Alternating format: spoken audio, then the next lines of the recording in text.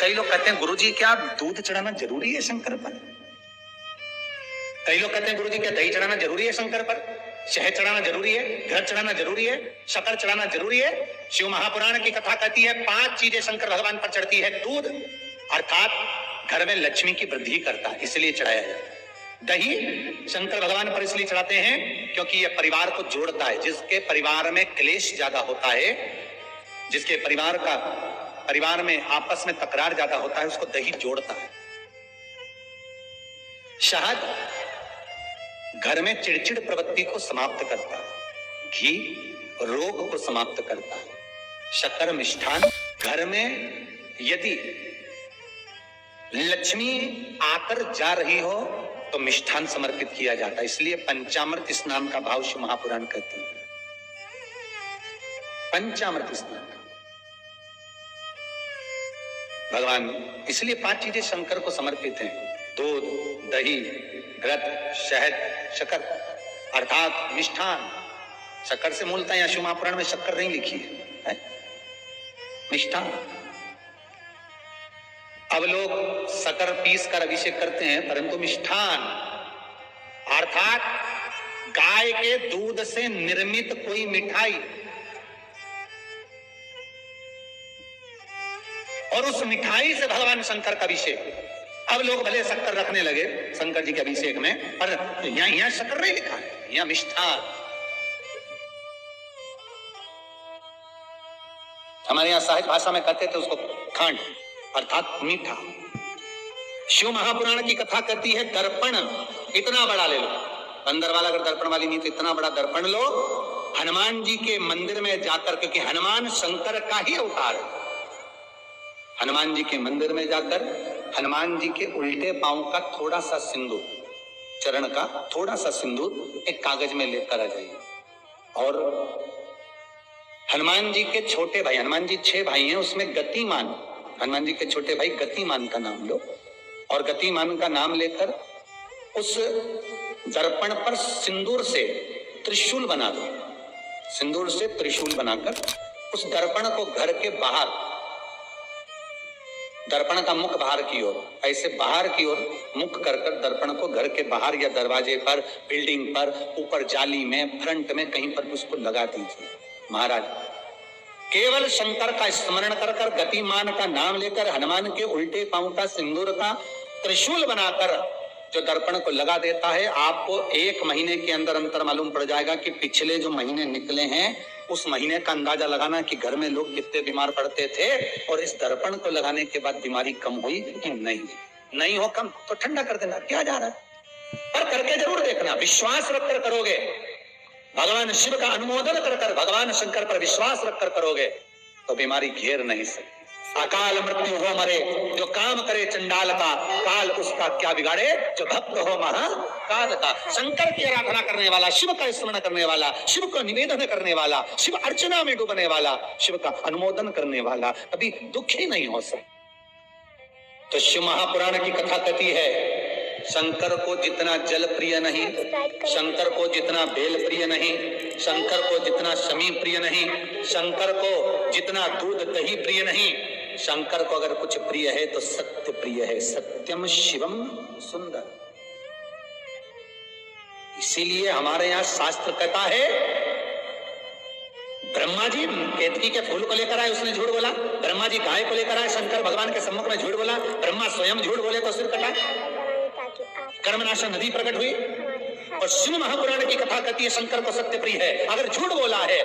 इसीलिए शिव महापुराण का स्पष्टीकरण किया जाए, वर्णन किया जाए, तो पहले के समय में अदालत नहीं होती थी, पहले के समय में पंचायत नहीं हो सकती थी, पहले के समय में कोई सभाएं नहीं होती थी, पहले के समय में कोई निर्णायक मंडल नहीं होता था, पहले के समय में केवल एक निर्णय होता था।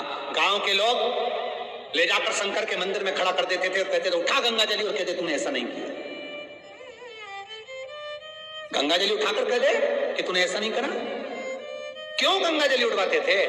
क्योंकि लोगों ने शिव महापुराण सुन रखी थी।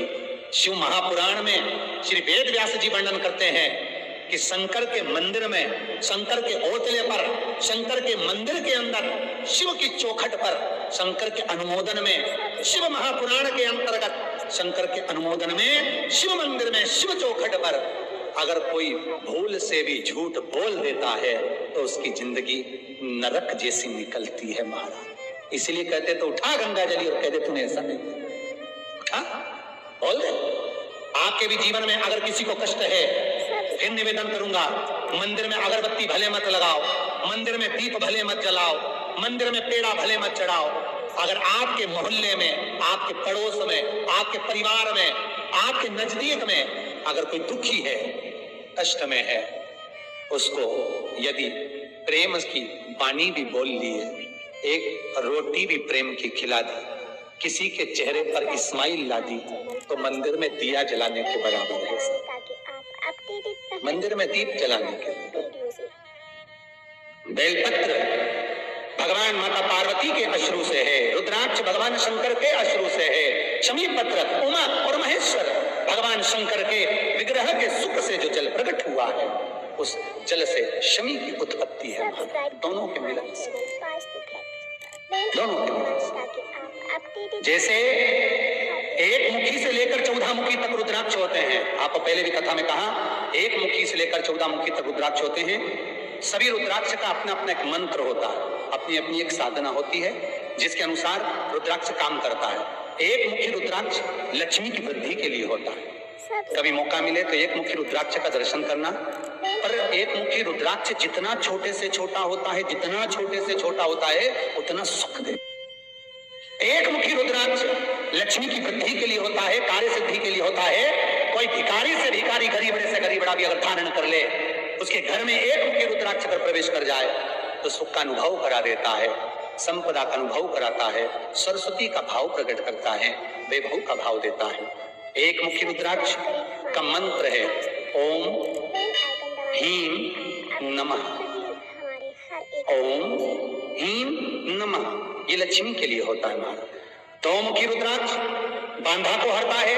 कोई तकलीफ आ रही है, कोई प्रशासनिक कार्य है, कोई काम नहीं हो रहा, फाइल आगे नहीं बढ़ रही, बहुत तकलीफ आ रही है, तो दो मुखी रुद्राक्ष जो व्यक्ति धारण करता है उसका कार्य सफल होता है। दो मुखी रुद्राक्ष का मंत्र है ओम नमः। और दो मुखी रुद्राक्ष का शिव महापुराण में जो मंत्र दिया है ओम नमः, विदेश्वर संहिता के अंतर्गत शिव महापुराण में रुद्राक्ष के 14 मुखी रुद्राक्ष के मंत्र दिए हुए हैं। आप शिव महापुराण नहीं पढ़ सकते तो मंत्र लिख लें। दो मुखी रुद्राक्ष का मंत्र है ओम नमः। तीन मुखी रुद्राक्ष विद्या प्राप्ति के लिए होता है।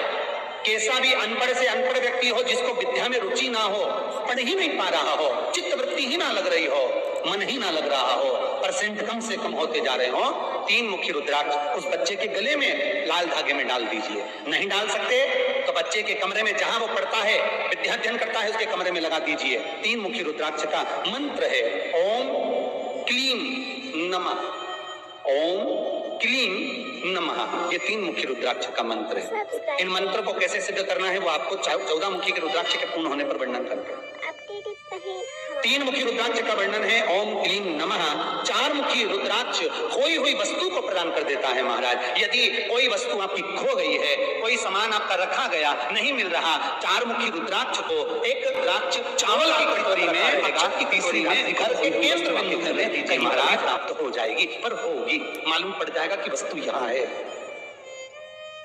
चार मुखी रुद्राक्ष का मंत्र है ओम ह्रीं नमः। ओम ह्रीं नमः। फिर वर्णन आया पांच मुखी रुद्राक्ष। ये कार्य में सिद्धि देता है। व्यापार नहीं चल रहा हो, कोई नई दुकान खोली हो, नई फैक्ट्री खोली हो, नया कोई कार्य करने जा रहे हो, नहीं हो रहा है, पैसा लग रहा है पर आवक नहीं हो रही है, तो पांच मुखी रुद्राक्ष फल प्रदान करता है। इसका मंत्र है ओम ह्रीं नमः। ओम ह्रीं नमः।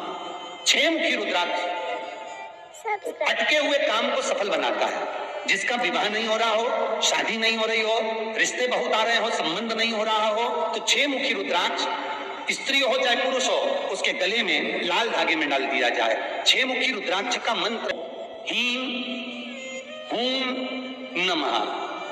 ओम ह्रीं हूं नमः, ये छह मुखी रुद्राक्ष का मंत्र। सात मुखी रुद्राक्ष श्री शिवाय नमस्तुभ्यं।